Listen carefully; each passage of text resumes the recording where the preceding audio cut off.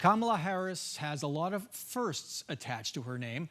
The nation's first female, first black, and first South Asian vice president. She's also the first graduate of a historically black college or university in our executive offices and a proud member of the oldest African-American sorority in the country. Her sorority sisters feel that pride too.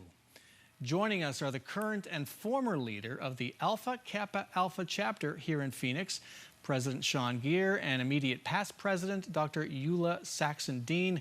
Welcome to you both. Thank you. Good morning. Dr. Dean, I will start with you. When Kamala Harris took the oath of office, what went through your mind? The immediate emotion was pride and love and respect, because I know the struggle of African-American women and African-American people as in general, that we know that we've had to prepare ourselves well to take on a role of leadership. We have to be good examples. We have to show others the way, and we have to provide for those that are less fortunate. And I saw all of that in her. As a graduate of one of the historically black universities and colleges, I wonder what you thought of the moment when the Howard University marching band was escorting a Howard graduate to the White House. Did you see that? I did see it, and how exciting that was. I also am a graduate of a historically black college, Barbara Scotia College in Concord, North Carolina.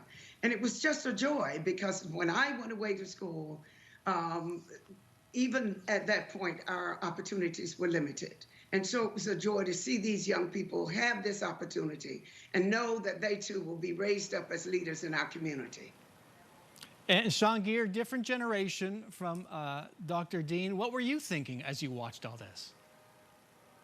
Bram, I was so proud that she was a woman, the first woman, an African-American and a woman of minority, a woman of color. But more importantly, she represented a role model to my daughters and also the young ladies and young girls that see her and said that, you know what, the opportunity is there. You know, she broke the glass ceiling. So she created many opportunities for those to follow in her footsteps.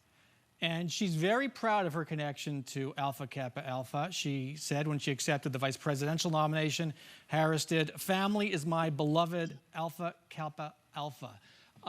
Sean, can you just give us a bit of the history here and why this sorority is so significant?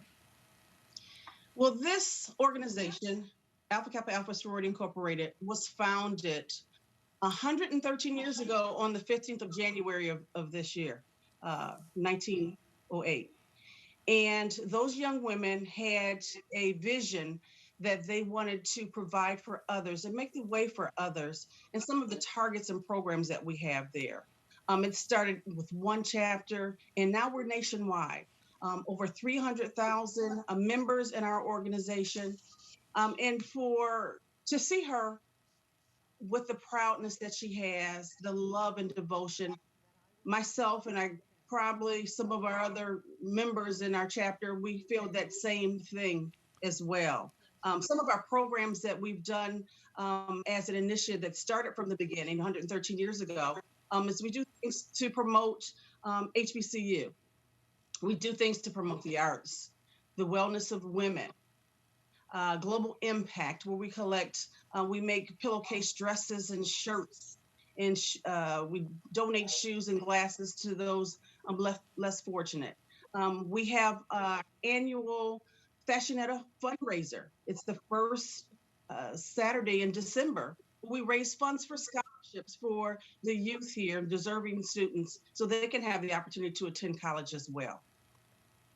And Dr. Dean, I mentioned the family that Kamala Harris, the vice president, described. Where does that bond come from? How did you feel it? Well, at the time that we learn together when we become members of the organization, we're taught to love one another, and we're taught how to work with one another, and we're taught leadership skills. And most importantly, we're taught that you have to bring someone else along with you. It is not about you being the only one that has knowledge, but to share that knowledge with others and bring others along with you as we move along the path. The path is narrow, but there's room for each one of us to be a leader. And there's room for each one of us to teach our children.